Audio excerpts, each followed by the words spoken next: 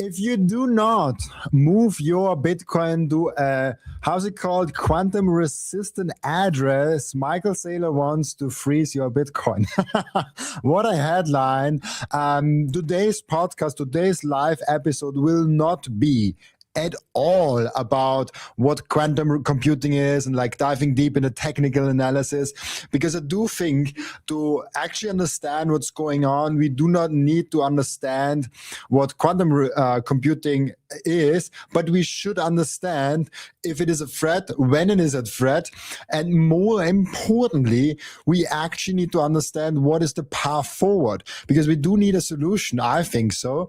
And to understand what is the path forward, it's very important to understand the topic of quantum computing. So this is what I want to discuss today. It's very important, and there are a lot of interesting community reactions out there.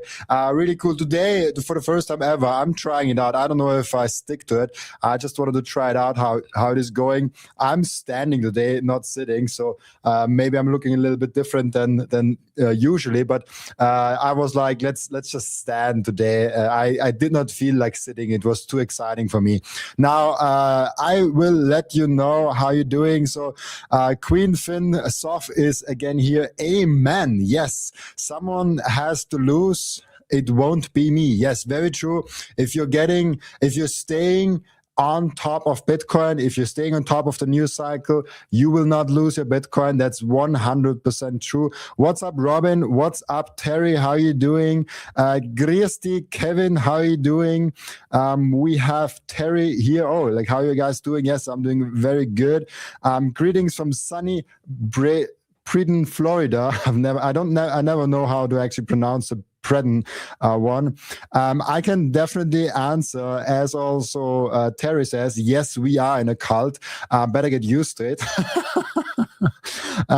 So this is the way that we are doing, and we have to basically say stay humble or stack sets. And also very, very true, Bitcoin or slavery. That's the choice. And also I will talk today about what is actually going on and how we can actually prevent any bad things in Bitcoin. And by the way, the solution, I'll just spoil it to you. You have to run a full node.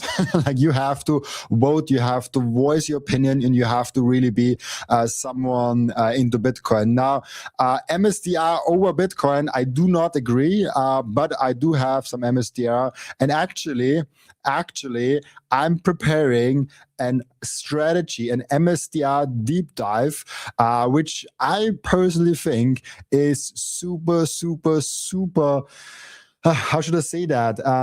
Super important to do, to really get deep into the strategy thing, just to like know what's going on. If you're a Bitcoiner and you don't like treasury stocks and you don't like stocks at all, that's fair game. That was me 100%. And I have like 99.9% of my wealth all in Bitcoin and just like a tiny portion in strategy for that very reason.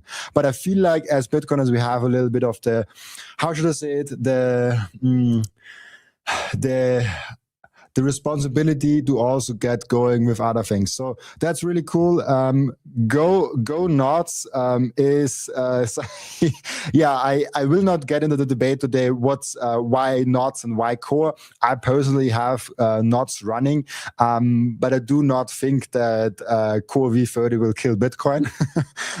So like somewhere along those lines, but I will also probably do a deep dive on that topic. Let's see if actually it has some more life. So yes, let's see. One more comment before we get started with the topic. Never seen YouTube live that actually starts when they say they're gonna start. Yes, I'm so annoyed.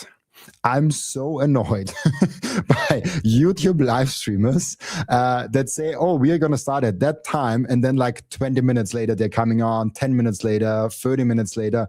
my maximum range of tolerance is 5 minutes, and I will not tolerate any minute to be later. Maybe I'm like a few seconds late or something like that, but I will have to count on everything going on. So 100% I will start when I start. And now let's get into the topic. Oh, before we get into the topic, let's quickly look what's going on today. We have the current block height of Bitcoin. The current block height of Bitcoin is 928,289. What an amazing number, 928,289.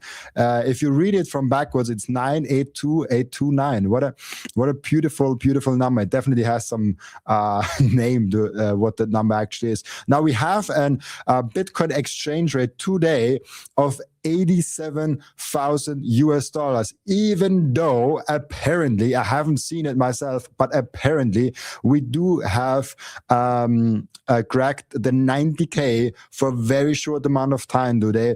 I haven't seen it myself, and I really don't care also. And right now it's at 87K, just for you to be informed. And this means an exchange rate of 87,000 US dollars per Bitcoin means that for $1 you are getting 1,142 satoshis. Usually, I just like a couple of months ago, you only got like 900. You only got like 800 satoshis. Now you're getting a 1,100. It's a cheap price. Take advantage. Small tip from my side. Now, what actually happened? Before I get in this whole drama of like, what are we doing with quantum computing and what is the paths forward? What is kind of going on in the community? Why is everyone split? Why is Saylor going one way, Wicked going another way, and different paths are kind of spreading out? And what is this actually meaning for your own Bitcoin? This is what I want to talk about today. But I think we have to first address that I do not think that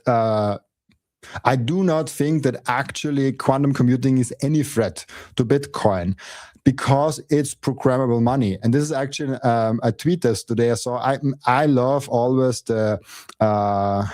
love the takes from Rajat Soni, a good friend of mine. I'll actually talk to him tomorrow again. And he mentioned this. Bitcoin is programmable money. It will be programmed to survive against quantum computing. Nothing stops Bitcoin. And this is the whole thing. If you think that like something like quantum computing can stop Bitcoin, you haven't understood that we will work on a solution that actually works. And so long term, it's not actually against, you don't have to understand what quantum computing is. You don't have to understand like, oh, what's actually like going on. You only have to understand that with quantum computing, we have basically two paths forward. We have the one path forward where we do freeze okay, let's start from the beginning. If we have a quantum resistant Bitcoin, it just means that we have addresses, new address formats that are quantum resistant against attacks from quantum computing. And so if you have a Bitcoin on your current Bitcoin address format or even older ones, they could potentially be harmed. And so Bitcoin cannot be broken by quantum computing. The system is not in danger. It just means that maybe your Bitcoin in your wallet might be able to be stolen in the future from a quantum computer. And so if we think about that, we have to move long term to a quantum resistant address format. And so there is then the question, what are we actually doing with the addresses, with the Bitcoin that are not moving to the new format? Are they going to be frozen?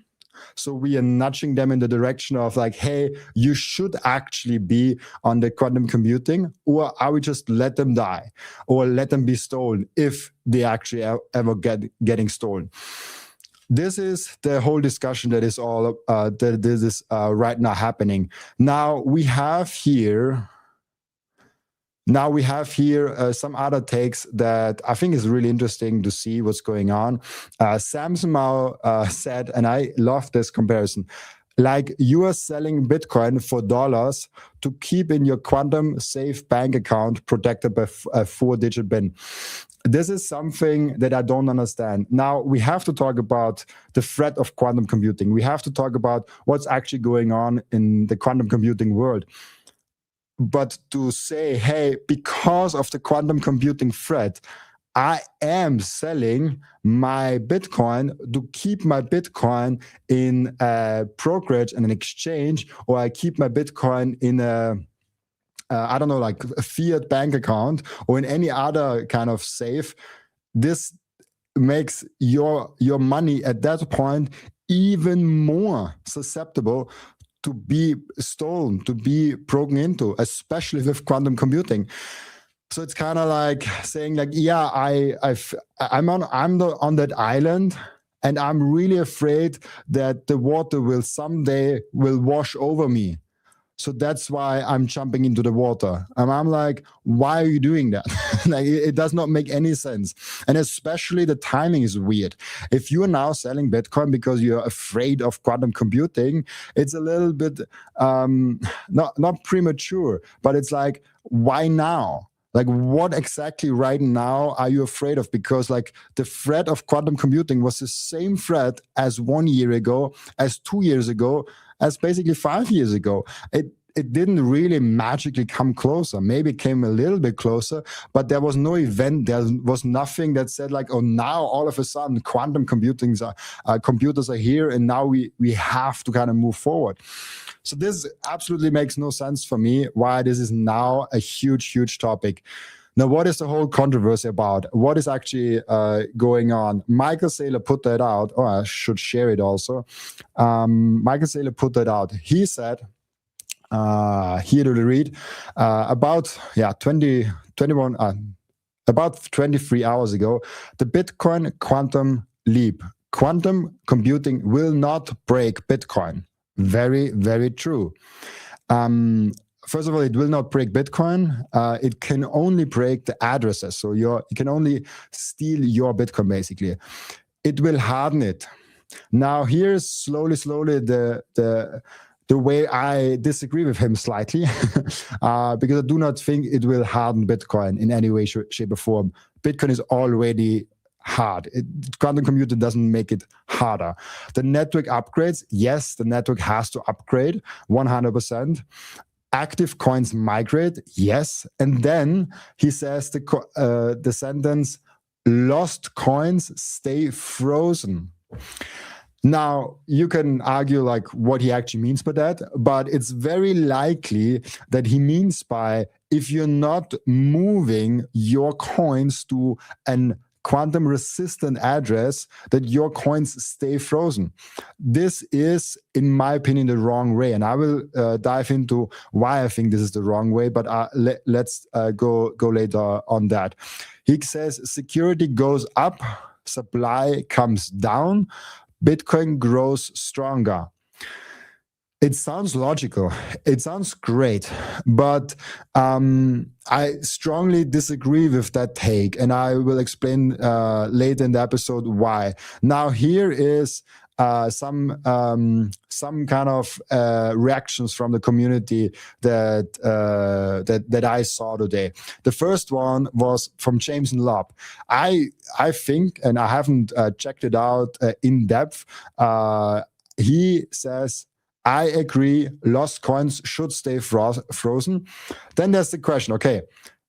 He says, I agree, lost coins should stay frozen. How do we define lost coins? Maybe it's just coins that haven't been moved because you have it in a security setup and you don't want to move them. Like, why? How do we define what's a lost coin? Or do you mean every coin that hasn't been moved since a certain amount of time has to get frozen? Or do all coins that basically are not in the new quantum resistant address all of a sudden frozen? And I feel like that's his proposal, that I think it was like 3 years. If you have like a grace period of 3 years, you can move to this quantum resistant new address. And if you do not do this, your coins are frozen. which is like crazy for me to like suggest like I have my Bitcoin, and because I don't do what the system kind of nudges me to do, now my Bitcoin are gone.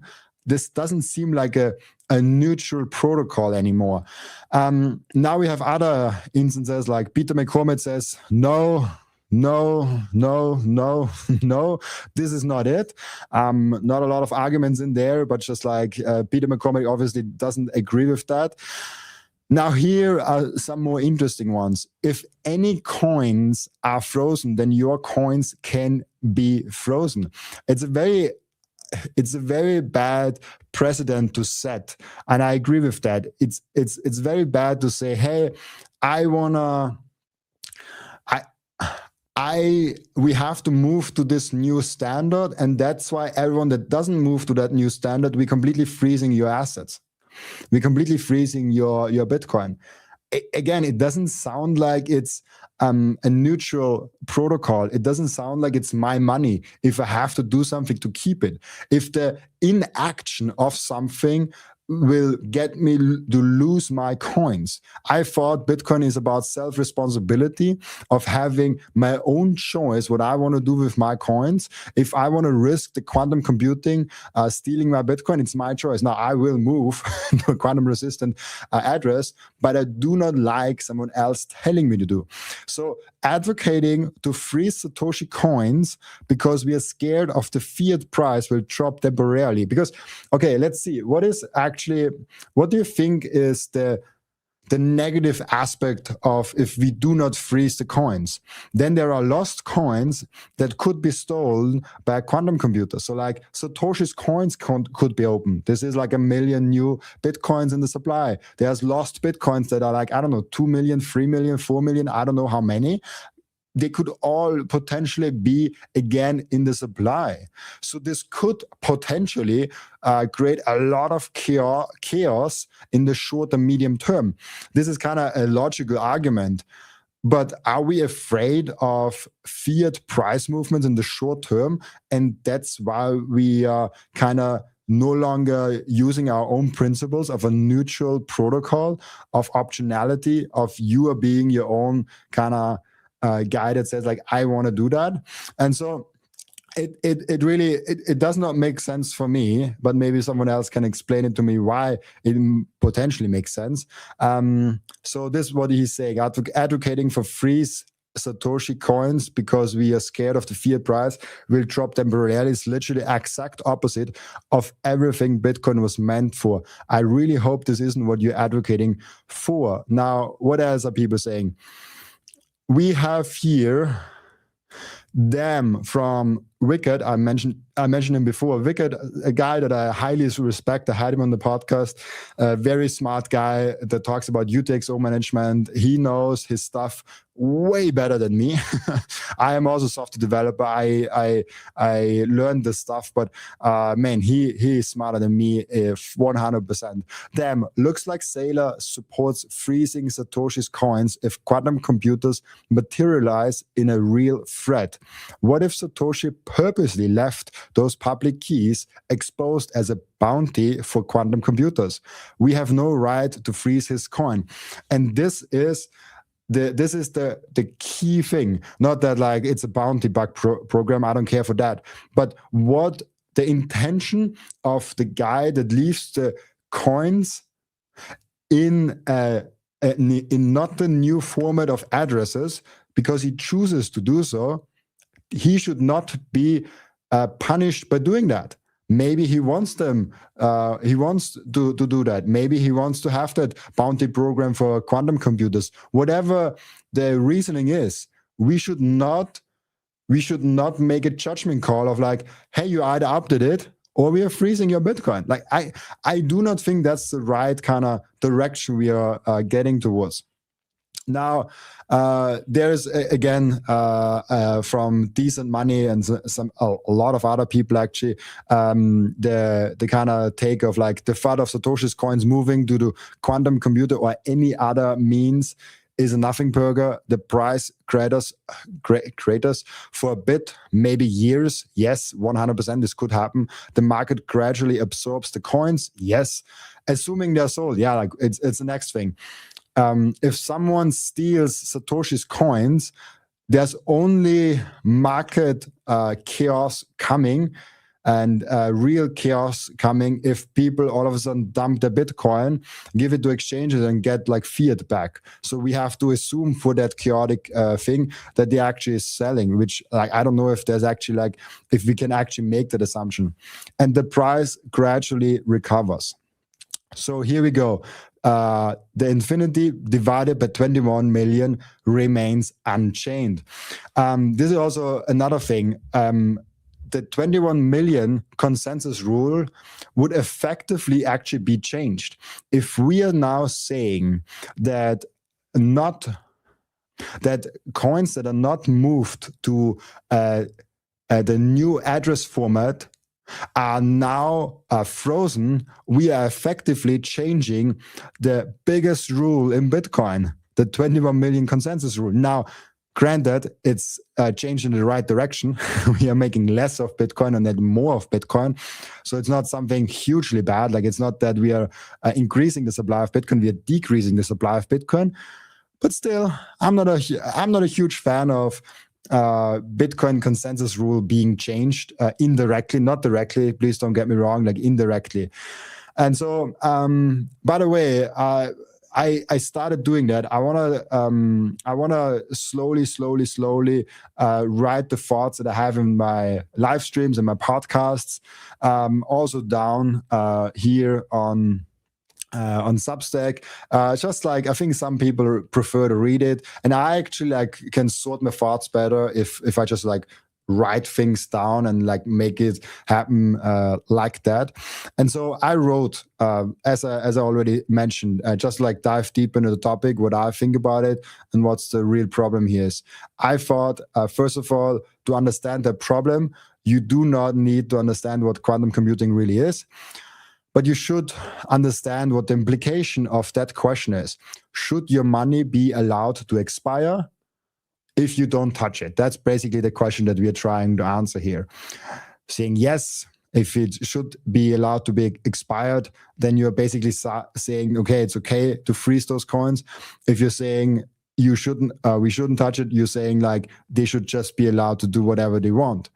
Now, also, yes, to be very clear up front, if we don't do anything, the chance is very high that quantum computing will seriously undermine Bitcoin's current security assumption. I really wrote that in such a weird way on purpose because many people write, if we don't do anything, Bitcoin breaks. If we don't do anything, this and that.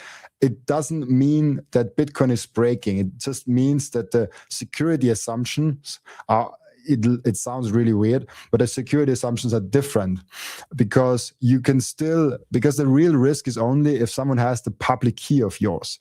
So if they don't have a public key, they're not as risk those coins.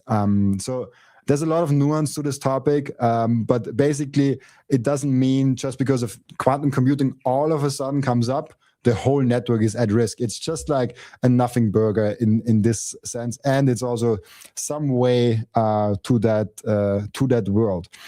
So yeah, and I wrote that again. So if you worry about your Bitcoin being stolen by quantum computers, you should probably worry more about your bank account, your phone, or any other IT system that is protected by a 4-digit bin. I don't know, like people are crazy about. And I think, you know, I think there's something bigger going on with new technologies. If you think about how credit cards got introduced and how scrutinized they got, how any technology in the past, like in the past life and when all the time got introduced, people always were very harsh against that new technology. So if we now compare the banking system, which is the old system, to the new system, which is Bitcoin, people do not question the banking system. They do not question, oh yeah, like the banking system could potentially be hacked by quantum computers and they could potentially be scrutinized.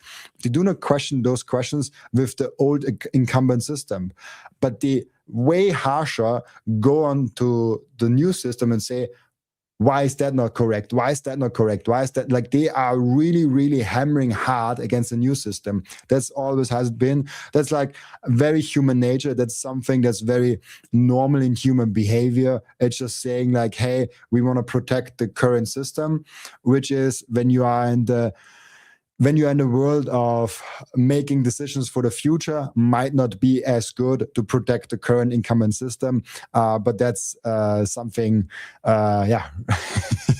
I see this all the time when people are arguing against new systems. They're way more harsh against them, not as harsh as they are in the new system, in the old systems. Now, to prepare for the future of quantum computing, we need to upgrade Bitcoin 100%. So we need to have the option to move our Bitcoin to a quantum-resistant address format. Like, as I said, like 100%, we need to do this. And the real question, yes, as I already teased before, is what are we doing with the addresses, those Bitcoins that do not move? Essentially, as I already said before, we have those two paths forward. And I already said, like, what is the risk to that? We have the risk that those, that basically, it's a really a little bit harsh maybe from my side, but time becomes a weapon, because all of a sudden, there's a proposal out there that says like, hey, you have that amount of time, that amount of, that amount of years left to upgrade to the new Bitcoin address. Otherwise, you will not be allowed to actually allowed to exchange a Bitcoin.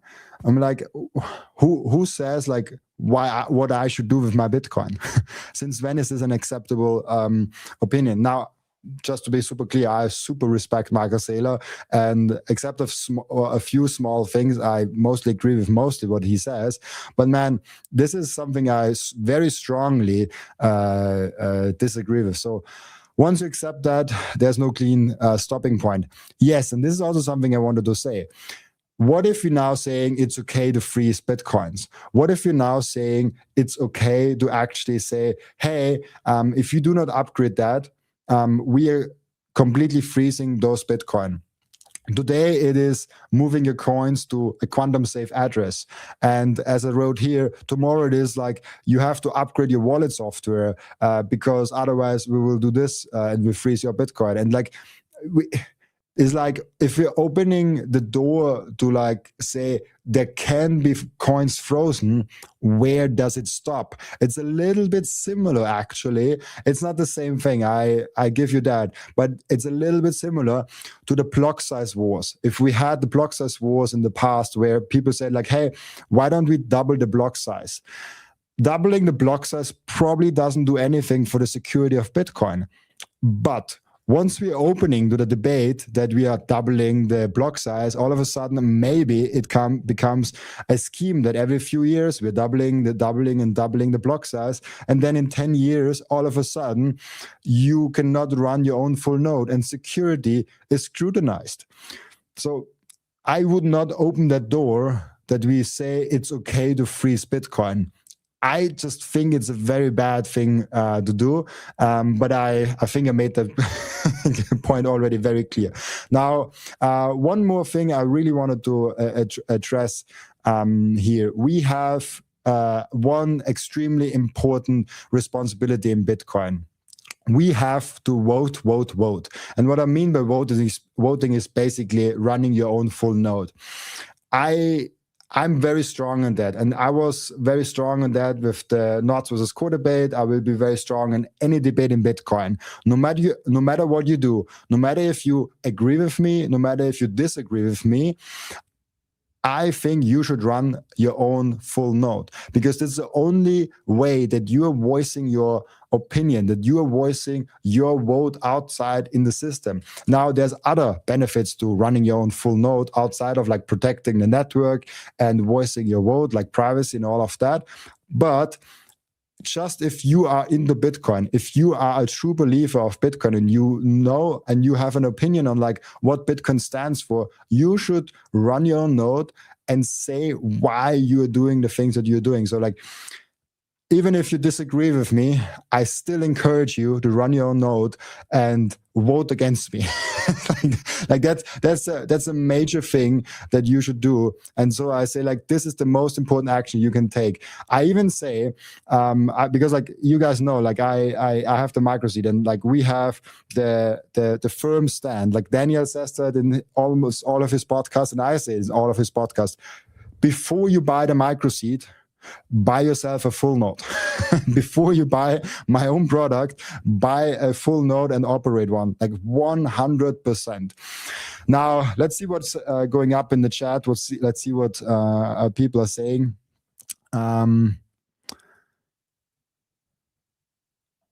Yeah, that's a fair argument. Network upgrading is making it harder. I get that. That's actually like that's very true. Actually, was just going to say, how the hell would we define lost coins? Yes, exactly. Like that's the thing. Like who defines lost coins? Is this coins that haven't been moved since 10 years? I don't think so. I don't know.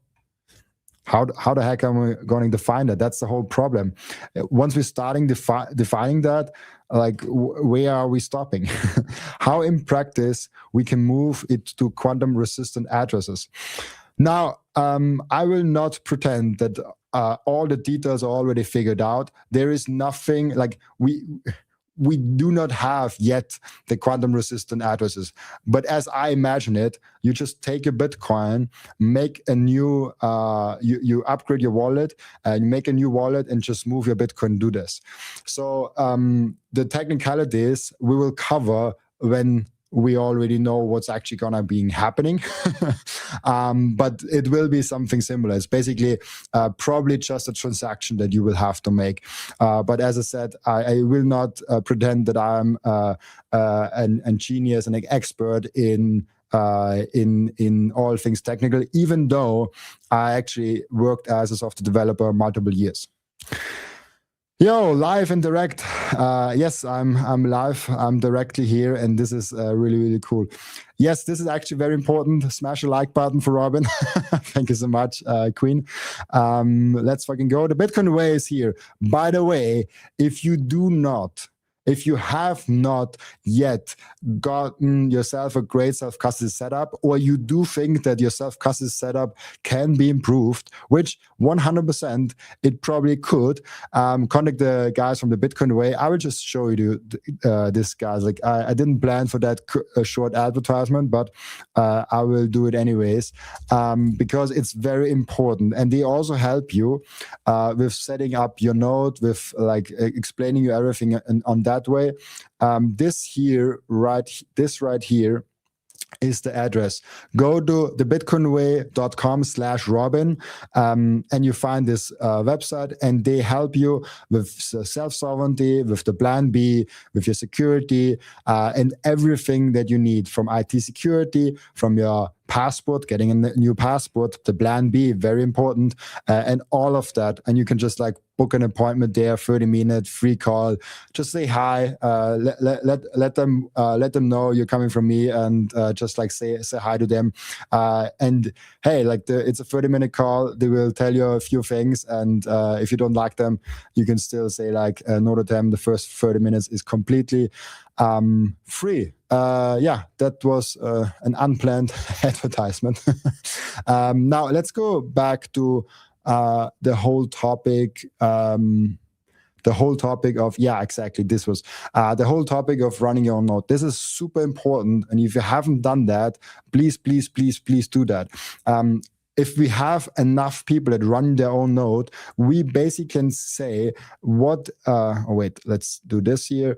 If we have enough people that run their own node and are not reliant on other people, because if you are not running your own node, you basically say, hey, I trust someone else. And trusting someone else is not always bad. Like, you have to have trust in your life. But in this specific case, with money, with the most fundamental thing in your life, your life's energy that you store in that Bitcoin, you should not trust someone else with that. You should be your own bank. You should be your own responsible person. And with that great power comes also great responsibility, like doing the self-custody work and running your own node. But now enough preaching for that. And yeah, let's see. Yorkie Bitcoin, couldn't agree with you more on this, Robin. Run your own node, Blabs. Very true, 100%. How could they freeze a wallet in an open distributed network? This is the thing. If we agree on it, we agree on that. If everyone wants that, we are freezing those coins will be frozen. They will not be spendable. Now, we could go into technicalities and like how it actually is happening and how it moves in phases. I think the new address formats cannot spend towards the old address format, and at some point the old address formats cannot be spent anymore. So like there's a lot of technicalities in there. I purposely do not get into those because I think it's just does not matter that much, and it's just like I'm the wrong person also for that. But we could do this if we all agree on it. I do not agree with that, and so like you definitely have to do that. Yeah, really, really cool. Now we have a few more community reactions that I wanted to show you guys. Wicked. I saw that and I was just laughing out loud and loving it. Are you a little bee who's scared of your Bitcoin losing purchasing power in the short term? Have I got the proposal for you? How about we rock Satoshi's coins to artificially increase Bitcoin scarcity? Exactly, yeah. This is exactly what we are proposing. Let's completely rock Satoshi off his coin. Let's not let it be spendable, and also the lost Bitcoin, just to keep the purchasing power up. I don't know. Maybe I haven't heard the great argument for that, but as far as I know today, I'm very much against that. Now to interesting format of the podcast, of the live episode. I found some interesting clips that I wanted to show you, and I see this guy that I'm about to show you in my comment sections quite often. A guy that actually gets Bitcoin, that actually gets why we need something like solid, something that is decentralized, that cannot be seized, that is strong. But he doesn't quite get Bitcoin. Like he gets the attributes of Bitcoin, the properties of Bitcoin, but he doesn't quite make it towards Bitcoin. I'm feeling for these guys and girls because they are almost there. And they right before the finish line, they're like, I'm going to gold. Like they are almost understanding Bitcoin, but at the end, they're like, I'm sticking with gold here. Now, I will show you this clip. It will be making a lot more sense. By the way, hi, Tsukal. How are you doing? And here we are. This is the guy. I don't know what he is doing. I just saw that clip. I literally was scrolling from my Twitter. Yeah, from my Twitter. And I just wanted to show you guys because I see the representation of this guy a lot in my comments, actually. BTC, okay? I'm minting a BTC, okay? That's a Bitcoin. Why? Well, you know what? By the way, you cannot mint a BTC. You have to mine it. You have to put proof of work in it. I've got BTC. I've got more Bitcoin. I've got more right here. I've got ETH, you know? Of course, I don't have any of that because I don't trust anything. Now, the first huge mistake he made, and the first thing that I strongly disagree with him is like, Ethereum and Bitcoin, if you think this is the same thing, you haven't studied Bitcoin at all. But let's move on. That I can't hold. I like my money in my safe. I like to move it around because I like to play the money game and not lose. Okay? I like to play the money game and not lose. Me personally, I invest my money in my business. I go and I keep my money in metals, especially at a time a crazy currency debasement. And see, this is where I find it interesting. He obviously has a lot of the things right. Like, he sees the monetary debasement. He doesn't trust things digitally. He's probably very much against CBDCs. He's probably very much against the stable coins and all of that shit. And then he says, I want to keep it in real money. I want to keep it like in gold and metals. I do not disagree with that, actually. I disagree very strongly with the assumption that Bitcoin is in the same category like the CBDCs and the Ethereums. This just shows me he didn't do his homework on Bitcoin, because Bitcoin is like gold, just a way better. And on the opposite side, if we have the most sovereign assets, and this is really interesting. If we have a scale of the most sovereign assets, like, oh gosh, like, is this left? No, this is right. This is the wrong way around. If we have the most sovereign assets, and this is the least sovereign asset, is on here, on the right side, on your left side. This is the least sovereign assets. And then we go up to the most sovereign assets. We probably have somewhere the least sovereign assets is like fiat money in the bank account. It can be stolen, it can be taken away at any time. And then we are getting like slowly up towards fiat cash, where it's a little bit more sovereign because you don't have it digitally, but we have it in hand. We actually can grasp it. So like, there's some more sovereignty to that. And then maybe we actually have some crypto tokens, some other things. We have gold, we have metals, we have all of that. But at the end, we have Bitcoin. It's the most sovereign, the most decentralized. I would argue the only decentralized and secure asset ever. And so he thinks Bitcoin is right there with the other things, and gold is here, but it's actually the other way around. Bitcoin is here, then gold, and then all the other assets. So it's fascinating for me that there are so many people that, from a mindset, from a mental thing, they actually get the attributes and why we need Bitcoin. They just they just don't quite get Bitcoin. Like, they don't get it over the finish line. So let's listen in further. Then I make gold chains for tracksofmyc.com, and I keep it moving. You have to play your money the right way. Just make sure you don't lose. Why? This is something you can hold in your hand. Now, I always love this. Don't you love when there is a debate going on and you are talking with someone and you're thinking like, oh, let's debate the solutions, like what should we hold, what should we not hold? And then he comes with the master plan, with the argument of the century, with the argument that nobody can refute. Gold has value. Gold is great because I can touch it. Come on. If this is the argument, then I will store all my money in this ways. This is now the thing that has value. This is now the great thing that I can hold my money in. And heck, I can even hold my money into that hammer. I will buy now as many hammers as I need to and hold all my money in there. Come on. What the heck?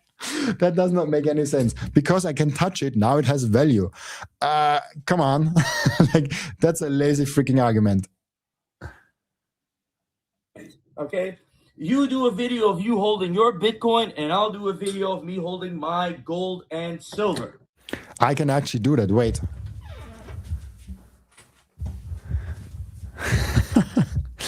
When we have now I can talk about Microseed actually. Here is my Bitcoin. I actually don't want to show this because on the other side there's actually like a seed phrase on there that I use here and there for some small use cases. But here you can see this is my Bitcoin. There's all of my Bitcoin on there. It's metal. Maybe you like it. I don't know. It's a really weird argument to make from him. All right? And that's it. I don't need something in cyberspace that could be seized or something like that. And this is really good. Like, he doesn't need something in cyberspace that can be seized. And there's a lot of things that in cyberspace that can be seized. For example, your bank account can be very easily seized. I would argue most crypto wallets could be seized depending on where you hold it. So even Bitcoin wallets could be seized if you have it on an exchange, if you have it on a third party. The only way you can make sure your Bitcoins don't get seized and your currency in cyberspace don't get seized is to hold it yourself in the most sovereign way, because then you have all the leverage. Someone can come up to me and say, hey, Robin, give me your Bitcoin. And when I say no, he's like, okay, but then I will do X, Y, and Z to you. And I'm like, okay, do it. I'll still don't give you my Bitcoin. So you can do all those things to me, but I will not give you my Bitcoin. And if you do those things enough to me, I will never give you any Bitcoin. Now, there is a leverage part now, because all of a sudden I have to leverage. If he has a bar of gold, if he says like, hey, here I have, okay, it's not a bar of gold, but like, let's just assume there's a bar of gold. If I have my bar of gold here now, and you come to my house and say, hey, Robin, here, please give me your Bitcoin. I cannot do anything against you, because I can either give it to you, or you can just click the trigger and all of a sudden you also have my Bitcoin. It does not make any sense. You can take you can take my gold in any way, shape, or form if I have it physically, because physical has that bad thing with it. Now, if you distribute it and only you know where it is, and even with something like Microseed washers, you can distribute it on many different washers. You don't know what sequence is there. He might not even find it because you hid it so well, because it's a lot easier to hide this than to hide like the gold bars or anything other than that, or the big seed plates even. And so it is really interesting to me how someone gets it, but just doesn't get it, if you know what you mean. I just saw that comment. He looks like a child playing with Lego bricks. It's probably Lego bricks. It's probably like this the stainless steel that is wrapped in some gold color, so probably not even real things. So that's just another thing. Yeah, and so I find it just hilarious that he almost gets it. All those crypto keys and all that other shit, the FBI is going to kick in your door, take your password, bro. The FBI is going to kick in the door and take your password. What if only you know the password? What if you are the only person that knows how to access your Bitcoin? How will the FBI take your Bitcoin then? They can torture you, yeah, but you still have to give it to them. You cannot just like get it. And now, please listen very closely what argument he makes in saying why gold is different. I found that very hilarious today. Okay, they're gonna kidnap you, squeeze the password out of you. This, it's hard to carry. So the FBI will get you, they squeeze the password out of you, and they will torture you, and then you will give them the Bitcoin. The gold is safe. You know why the gold is safe? Because it's hard to carry. Because the FBI they don't have strong men that can carry a bunch of gold. So they actually they have to get. I don't even know. This guy is hilarious. We need a. And the rest of the video is basically just an advertisement for his scam. I will not show it because I don't think it adds any value. Now, as I said, Bitcoin is the most sound money that ever was in any way, shape, or form on planet Earth. So please, please, please don't be fooled by people that say like, hey, just because I can hold it in the hand, it has a bunch of value. No, this has the value of, I don't know, a few cents, maybe $1, maybe $5, I don't know. It has been a while since I bought it. And so this does not have any value just because I can touch it. And the argument, obviously, that the FBI can squeeze the password out of me, but they cannot carry the gold. It's just like, it's just ridiculous. Now, I have one more thing for you guys. There is Palmer. No, actually, I have 3 more things for you guys. I saw Palmer Luckey, and I actually never saw Palmer Luckey. Like I wasn't aware like who actually Palmer Luckey is. But I talked with Bram Constein in the morning, and he told me Palmer Luckey is the founder of Oculus, the VR company, and I thought it was hilarious that this guy, Palmer Luckey, never heard of him, a successful entrepreneur in the technology space, is all of a sudden talking about Bitcoin. And I wanted to show this to you because I've never seen him, and he seems like a interesting guy, like a Bitcoiner. And I think this is the true way of how we actually can orange pill the world. We can orange pill the world in the case that we have interesting people that are non-Bitcoiners, but they are talking about Bitcoin. So let's just quickly see this, because this is freaking interesting. What Palmer Luckey says here. Bitcoin, how much do you love it? Do you own it? What are your thoughts on it? I'm a big time Bitcoin guy. I have been from the beginning. I have been mining my own Bitcoin since before there were. People have often asked, when did you buy in? I didn't buy in. I mined in. Nice. And I've been doing that since before there were any exchanges. I was on.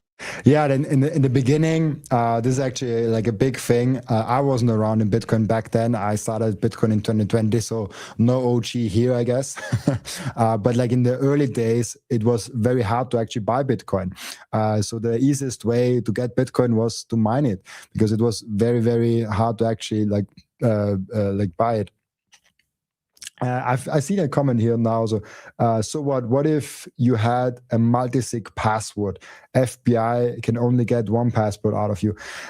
Yeah, like this is another thing. Like you can even make the argument of like you can distribute your Bitcoin in a way that you just can't access it. And there's time locks. I think this guy should learn about time locks. There is a thing called time locks. So you can say, hey, this is the majority of my Bitcoin, and you cannot get to my Bitcoin because I have time locked them. And nobody can get to those Bitcoin till the next year, till the next 5 years, till the next 10 years, whatever. So there's a lot of amazing opportunities how you can actually secure your Bitcoin properly. Now let's get back to the video. On the bitcointalk.org forums, I sold a banner ad on one of my websites for 700 Bitcoin. I remember very vividly and my website was like a little crappy internet forums, and I still did that. I remember very vividly going to an online Bitcoin slot machine and betting 60 Bitcoin on one pull. Nice. Didn't work. And I was part of the Mt. Gox hack. I lost all of my coins that were in Mt. Gox. And then 10 years later, I got like 13% of them back, through the recovery process. So, I mean, I've been in Bitcoin since the very, very beginning. Of course you are. I'm a huge fan of Bitcoin relative to other cryptocurrencies. I've often said there's 2 kinds of crypto. There's Bitcoin and shitcoin. And yes, see, there are people that get it. And I thought when I saw him, he probably gets it. Like when I started the clip the first time, I was like, he looks like a guy that gets Bitcoin. I have put the Joe Rogan Palm Lucky thing. Like he was on Joe Rogan recently. I put it in my watch later list because I really want to listen to this guy, what he has to say and like what he really is all about. But I saw him and I immediately thought he probably is a proper Bitcoiner. And now he is the truth. It's Bitcoin or shitcoins. It's a long discussion as to why I believe that, but I'm a big fan, and I actually originally became interested in cryptocurrency because of a essay by Jim Bell on his website, The Outpost of Freedom, called "Assassination Politics," and it was about how he believed cryptocurrency would reshape world politics, the insurance industry, the military, governments across the world. Jim Bell was arrested and sent to prison for being a terrorist later, and also didn't pay his taxes. So a very interesting guy. I'm not saying he's my hero, but I am saying he did predict the Bitcoin and many of the impacts back in 1996. That's when he wrote Assassination Politics in 1996. I highly recommend it to anyone who wants to read what someone who is very ahead of his time, though on the fringes of society, was thinking about crypto before anyone else was. This is interesting. I haven't read that actually. I also put it on my watch later list. It's an interesting find. I definitely have to look into that. But I found that guy funny and interesting, and I will listen 100% to his Joe Rogan episode. And I just wanted to show you to you. Now I saw something that I loved, that Jason Lowry is back. Jason Lowry is for me one of those Bitcoiners that I personally think they're working on huge Bitcoin projects, but not talking a lot about it. And I saw that he's recently getting active again, and that he's actually doing some work again. I loved his work that he did with the book Software, and I just wanted to go through this tweet with you guys because I literally saw it the last minute went live. Before I went live, I saw this tweet, and I don't know what's in that tweet actually. I haven't actually read it, but I saw Jason Lowry, and I was like, I have to get that tweet from Jason Lowry into the in the live episode with you guys. And so I will just read it with you guys. Maybe it's BS. I don't think so, because usually it's really, really cool. And let's just see it together. Now, Jason Lowry wrote here, in hindsight, the counterbalance to the threat of AI will be obviously Bitcoin. Freaking awesome. I love that. The counterbalance to the threat of AI will be obviously Bitcoin. If you want to be safe in an AI world, and I said that multiple times, and I don't know, like he probably goes into that maybe, but what if there's a world where everything can be faked? What if there's a world where you can not trust anything? Like there is in the online world, in the digital world, nothing that you can really trust. So everything could be fake. Everything could be something else. I could be right now AI. You don't know. I don't know. I mean, I would know if I'm AI or not, maybe. But like, what if everything potentially could be fake and we don't know it? What if in the actual world, robotics gets so good that they are almost like real human beings? Like a robot walks up to you and you don't know if it's a robot or an actual human being. You would need to stab him in the stomach to see, are there cables or is there blood coming out? And so this is a scary world, and I feel like we will get there. The rate of change, how AI is growing, the rate of change of how robotics is growing, I don't see any world where we do not end up there. So 100% we will get there. And what has value in that world? The only thing that cannot be copied, the only thing that cannot be manipulated, and that's Bitcoin. So 100%, I love it. Really cool what Jason Lowry is saying here. Here's the billion-dollar answer that nobody seems to understand yet. AI agent hackers, the inevitable end state of infinitely collapsing marginal cost of computation. Systems that are capable of outsmarting and exploiting any human-made cyber defense system that attempts to use conditional, permission-based logic alone. 100%. Like AI will crack everything that is made by human-made cyber defense. But I also think we will make AI-made cyber defense, not human-made cyber defense. If AI hackers are there, there will be also AI defense system. So I don't fully get that, because obviously AI is defense against AI also. But we still need Bitcoin. I love his theory still. Bitcoin, the world's chosen proof of work protocol, want to defeat an AI agent hacker. You can't rely on conditional logic alone. You have to introduce something into the equation that AI can't defeat. brute force physical limitations. AI's Achilles heel is computational cost. And it just so happens that the world has adopted a proof of computational work protocol. What a freaking awesome word. Proof of computational work protocol, where we treat the electromechanical cost of computing as a tradable digital asset that can be used as a form of restrictive collateral. It's called Bitcoin. Oh, fuck. That whole thing, I absolutely love. Like, you can print that on a wall. In my opinion, you just like print it out and put it on a wall. Understand this, and you understand the fundamentals about how Bitcoin will become the thing that all computing systems rely on to defend them against the threat of AI. Digital gold barely even scratches the surface of importance of Bitcoin in 2030 and beyond. 100%. And guys, I love Jason Lowry, and I just hope he will be one day on my podcast. I already contacted him actually one day, and he actually replied, and he said he will be, and I will have him accountable. And I would love to have Jason Lowry here on the live show with you guys, and so we can ask him all the questions, because I think he's one of the most underrated Bitcoiners out there, but he's also not that much out there. So yeah, it's a great guy, I do have to say. Now, a few more things I want to show you guys today. I will do that at the end of the podcast. Maybe in the future, I will do this pre-recorded. I want to show you the companies I work with. I already showed you the Bitcoin way. There is another thing I really want to show you guys, and this is Microseed.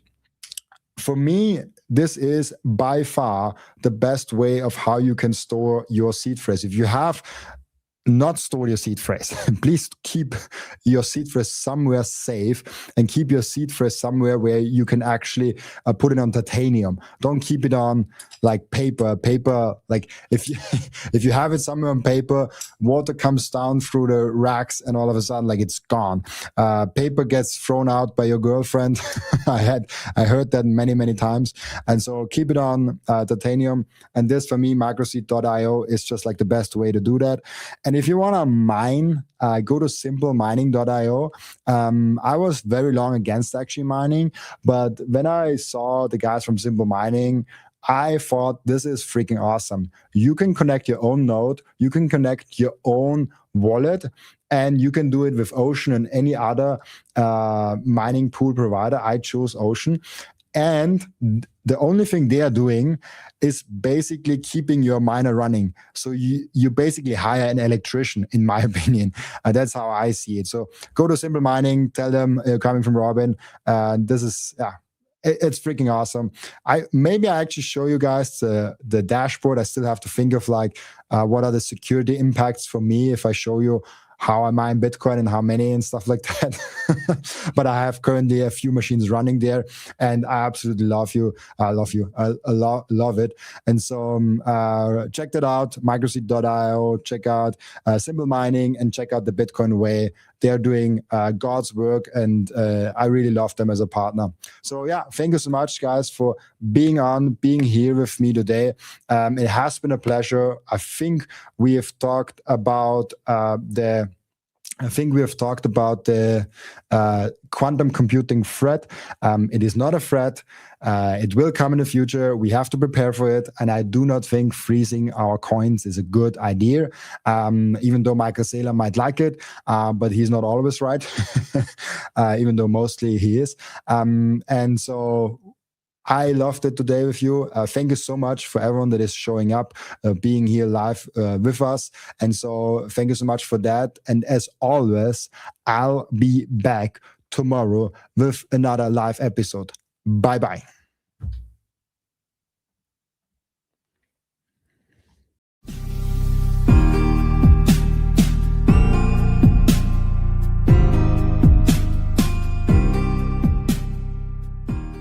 This content is for educational and entertainment purposes only and does not constitute financial advice.